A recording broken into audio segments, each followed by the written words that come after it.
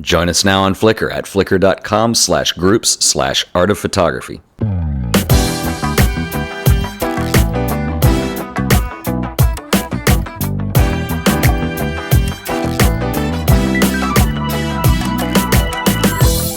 Hey everybody, my name is Ted Forbes. Welcome back once again to another episode of The Art of Photography. Before we get cooking today, I want to make a special announcement, and that is that I've been very graciously invited to come speak next month at Le Web in Paris, France. And so the dates on that are going to be December 8th and 9th, 2010. Le Web is a really interesting conference. It's kind of really one of a kind as far as European conferences go. I'm really honored to have been invited to come speak. I'm doing the theme this year is on platforms, and the talk that I'm going to be doing is a panel discussion talking about photography from kind of the analog age to where we are with digital and social media and what kinds of platforms we have available to us today, and mostly from a marketing standpoint. But anyway, it's interesting because I will be speaking with a representative from Kodak, somebody from Photopedia is going to be there, and I believe there's a microstock agency on the panel as well. So it's really going to be a lot of fun.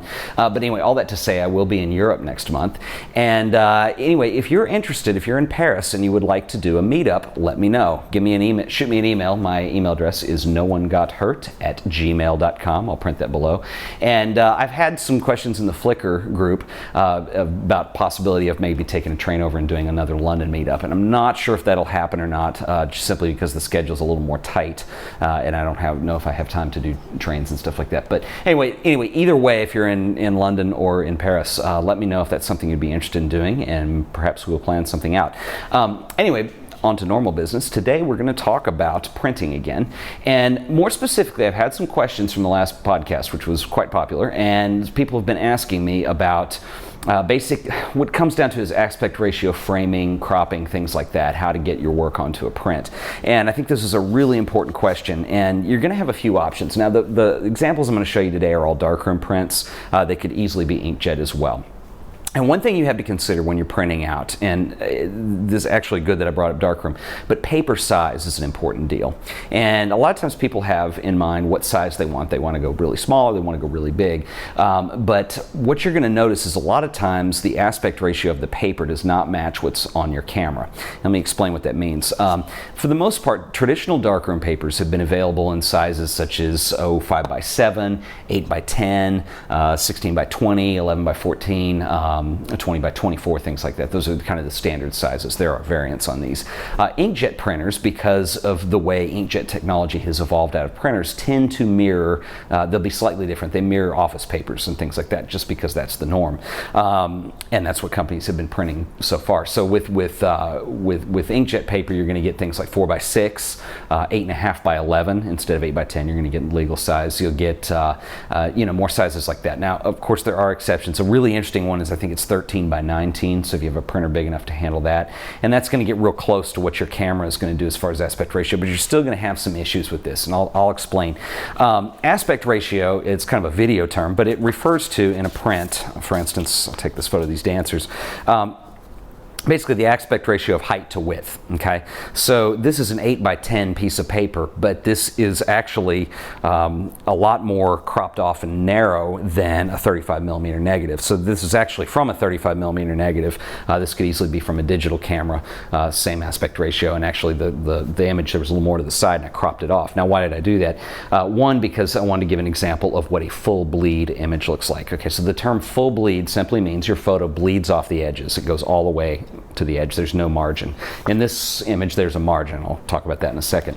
But anyway, you have no margin in this image, and this is possible in the darkroom. I simply laid the sheet of paper flat, moved the enlarger head up so it went beyond the sheet of the paper, and printed that way. If you were going to do it on an inkjet printer, you would need to have an inkjet printer that supports printing full bleed photos. If you don't, you can still do them. What you're going to need is a paper cutter, and you can get these pretty inexpensively. I should have brought mine. I'll show it in another episode. But you can cut these pretty inexpensively with a paper cutter. You can get it the equivalents over in other countries, but in the United States, we've got like Hobby Lobby, we've got Michael's, things like that. So you can go to one of those craft centers and you just get a plastic one. But anyway, that's a really good way if you need to print it out and then trim those margins off if your printer does not support full bleed. Now, if you're going to do full bleed, you are going to to be a slave to the aspect ratio of your camera, of the paper, which may not be the same as your camera. So in general, if I know that I want to print with a full bleed image, I will allow a little bit of safe margin around the edges of the photo when I'm framing it up, and that's a hard thing to do, because I think as a photographer you're really not thinking about the print the instant that you're shooting. I think in the old days probably people would more, because printing in the darkroom is ultimately what you did. You didn't have internet use and things like that. So I think for photographers in our day and age, I don't think we think about those things nearly as much. But anyway, that is something to consider. If you don't want to crop away parts of your image, and this is another reason to make sure that things that are close to the edge are, again, that safe zone. But if that happens, like for instance with this image, I did not want to cut this. I need the negative space above this flower at the top, and I also want to get a little bit of this leaf, even though this is a pretty dark print. And so what I chose to do was I went ahead, again, this is larger in the darkroom, I pulled off of this and actually allowed that to print onto the paper. So I'm not actually using the full 8 by 10 image. You'll also notice that this is not quite straight, and that's not a big deal either, because if I were framing this I would probably cut a mat, and it doesn't have to sit straight behind the mat because you're mounting it, so people won't see the edges of the paper. So anyway, those are kind of two ways you can go. We're going to do another episode, and I want to talk specifically about framing techniques. So if you really want to present your work and make it look really good, I think that's an important skill that people need to know how to do.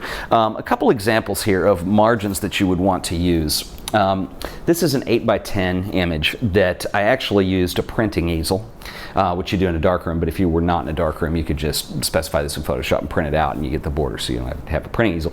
But the reason is because, without going too much into framing, you obviously have the frame, the wood the frame's made out of. You have a piece of glass. Under the glass, between the glass and the image, there's what they call the mat. So if you're not familiar with a mat, that's what that is. And basically it gives you a little cheat room, it gives you a tighter presentation, and makes everything really nice. But I tend to want to leave a little bit of border. You can go full bleed beyond the mat, but I tend to, get a ruler and measure out how much of a margin I want, and put that in there. It just gives me a little bit more breathing room. Plus, if you're going to sign your images, you would actually, this one's not set up correctly, but you want to bring that bottom margin out a little bit and make that bigger. Now, there are a couple ways you can do mats. If you buy frames at a store in the US, we have things like Aaron Brothers. They usually come with a mat inside. You can also buy pre-cut mats, and the mat will have two dimensions. The mat has the length and width of the total mat, and it also has the length and width of the image square in the middle, or rectangle in this case. And so that's really important. If you're shooting images with a medium format camera like these were, you're going to end up with square images, so you would want to buy a mat that has a square cut in the middle. You wouldn't want to, margins that don't add up correctly. So anyway, so that's one thing to consider. So you can buy custom mats for these things. You can also cut them yourselves. There's a special mat cutter, so you can get that diagonal line just right that cuts into a 45-degree angle. And it's a little bit of a pain. I tend to only cut them if it's something one-offs. I don't do whole series where I'm having to cut mats. It just takes forever. And then finally, I'll show you one more image here. This is real similar to the ones I have behind me. And a couple things about this one. As I mentioned in the last podcast, I actually did all of these for a show a while back. And these were ones I did not print these myself, so I don't have a printer that will accommodate sizes this large. So these were kind of quickies that were done for a show that I was working on. And what I had them do was I had them print, I specified that the image would be a little more than 14 inches by 14 inches square onto a 16 by 20 sheet of paper. Then what they did is I asked if they would take that sheet of paper and then mount it, and this is mounted on what they call gator board, which is basically a thick foam core. It's light. There's also mat board, which is made from clay and things like that, and I don't care for it. It's not as sturdy, and it's heavy. So if you have a whole bunch of these, it tends to wear on them a little bit. But anyway, the gator board is real lightweight. This mounts very easily to it. I do not like to mount these myself, so I will have somebody else do them if at all possible, just simply because it's a pain. And to get it even, get it on there right. However, I do want to say that these were done for a show, and I did sell one of them, but they, more specifically, I think it's important to note that these are not archival quality images, and that's very important. These scuff really easily, they get dusty. There's nothing protecting the image on the top of this. So this is a good way to go if you have a show you're doing that's one evening or maybe even a couple weeks. But for anything you need any kind of permanence out of, I think it's really better to go with the framing route. And we're going to talk about framing next time, and I'll explain how you can kind of get your shots ready and get them to look really nice in presentation quality.